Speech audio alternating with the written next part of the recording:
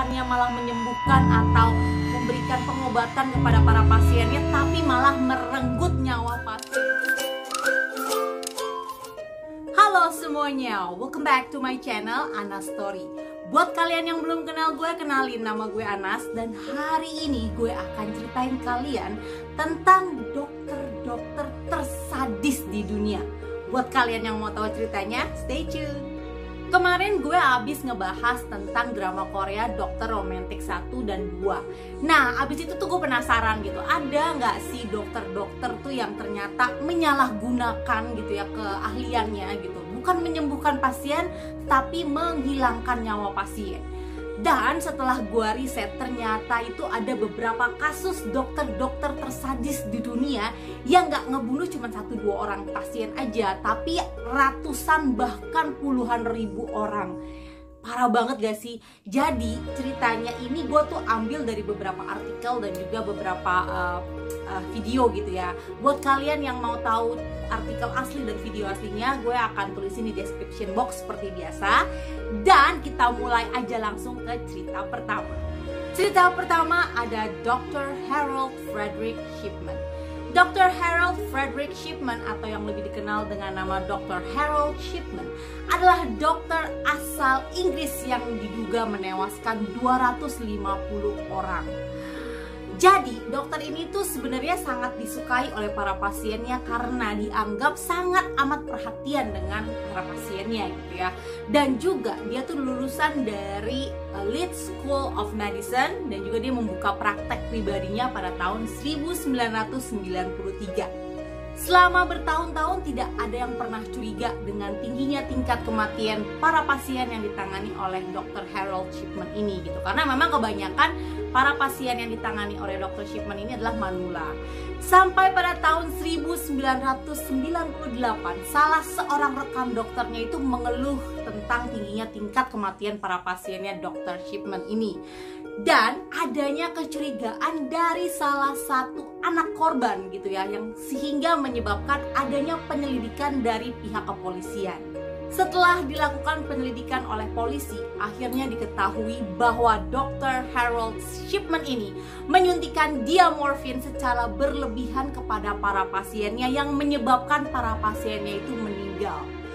Tidak sampai di situ aja, aksinya dia tuh juga memalsukan penyebab kematian dan juga mengganti surat wasiat dari para pasiennya itu untuk dirinya sendiri. Jadi dia tuh merubah gitu ya harta kekayaan para pasien ini kepada dirinya sendiri gitu. Jadi dia mengambil keuntungan dari kematian para pasiennya. Akhirnya Dr. Harold Shipman ini ditangkap dan dijatuhi hukuman seumur hidup di dalam penjara dengan tuduhan membunuh 15 orang pasiennya. Tetapi diperkirakan pasien yang telah ditewaskan oleh Dr. Shipman ini mencapai 250 orang. Dan pada tahun 2004, Dr. Shipman ini menghabisi nyawanya sendiri dengan gantung diri di penjara pada saat usianya 58 tahun. Yang kedua ada Dr. Shiro Ishii. Ahli bedah umum Dr. Shiro Ishii adalah seorang ahli mikrobiologi asal Jepang. Ia juga merupakan seorang letnan jenderal dari unit 731 Perang Biologis Kekaisaran Jepang. Dan ia lulus dari sekolah kedokteran pada tahun 1922.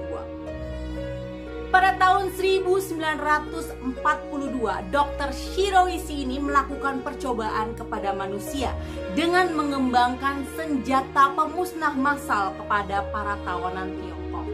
Senjata biologis yang berupa wabah ini ia juga sebarkan kepada semua warga sipil gitu ya di kota-kota.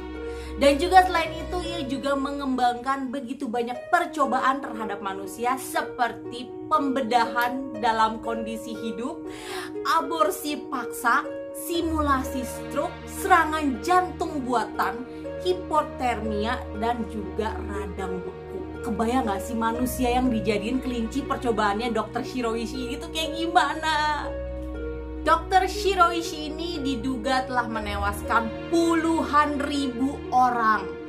Dan ia juga mendapat kekebalan hukum dari pemerintahan Jepang sehingga ia tidak pernah dijatuhi hukuman apapun atas perbuatannya. Hebat banget ya, ada orang yang bisa kebal hukum kayak gini.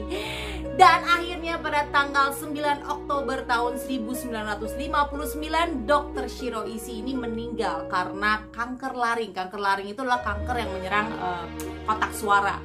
Itu pada saat usianya 67 tahun di Shinjuku, Tokyo. Yang ketiga ada Dr. Michael Swango. Joseph Michael Swango atau yang lebih dikenal dengan nama Dr. Michael Swango ini memiliki julukan khusus. Dia disebut sebagai dokter pencabut nyawa gitu karena ia meracuni 35 orang pasiennya. Tetapi FBI menyatakan bahwa ia bertanggung jawab atas pembunuhan 60 orang pasiennya termasuk para medis. Dr. Michael Swango adalah seorang dokter lulusan dari Southern Illinois University dengan prestasi yang baik. Selain prestasinya baik, ia juga memiliki wajah yang tampan gitu. Jadi bisa dibilang Dr. Michael Swango inilah dokter-dokter ideal gitu.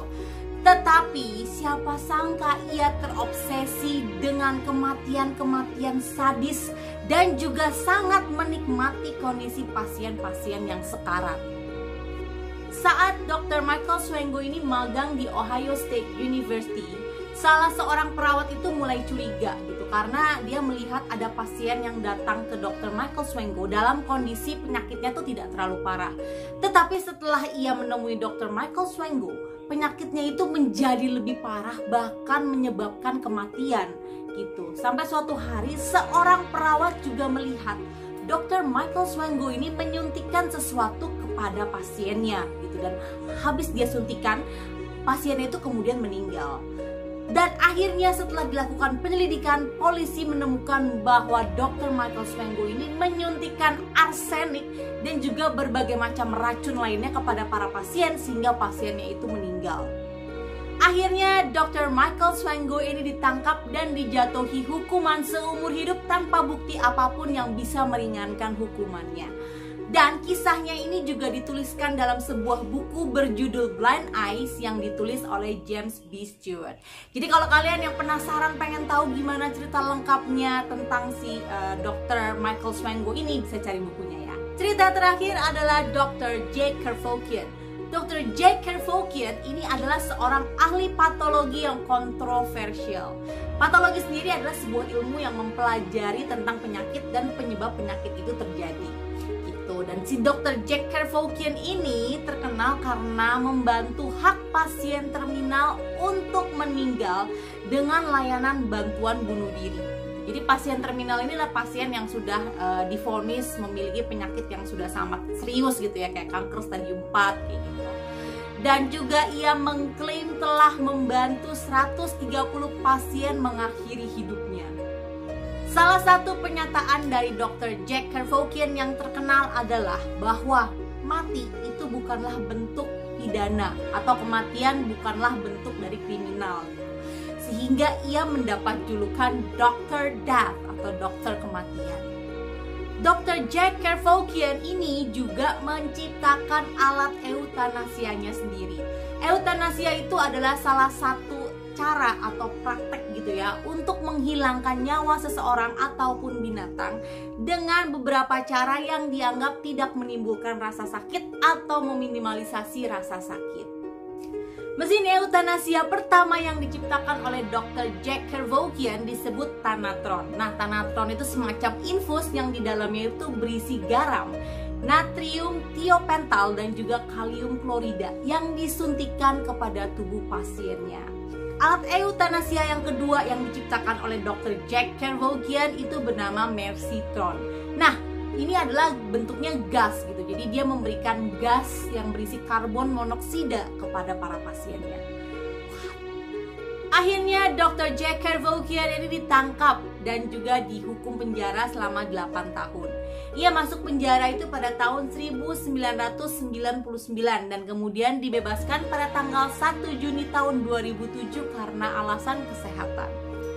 Dr. Jack Kevorkian akhirnya meninggal pada tanggal 3 Juni tahun 2011, 8 hari sebelum hari ulang tahunnya yang ke-83 karena penyakit kanker hati dan juga pneumonia. Finally, tadi adalah cerita-cerita tentang dokter-dokter tersadis di dunia yang bukannya malah menyembuhkan atau memberikan pengobatan kepada para pasiennya, tapi malah merenggut nyawa pasiennya, malah bahkan ada yang untuk kepentingan dirinya sendiri gitu.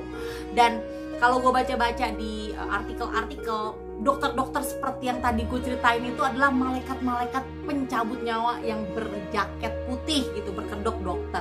Gimana menurut pendapat kalian? Apakah kalian punya cerita-cerita lain juga yang seperti ini gitu ya? Atau kalian punya pendapat-pendapat sendiri? Boleh tolong tulisin komen di bawah ya. Thank you so much buat kalian yang udah nonton video gue hari ini. Semoga kalian suka dengan cerita yang gue ceritain ke kalian. Dan kalau kalian suka, jangan lupa subscribe, like, dan juga klik notification supaya kalian tahu kalau gue upload video-video gue selanjutnya. Bye-bye semuanya.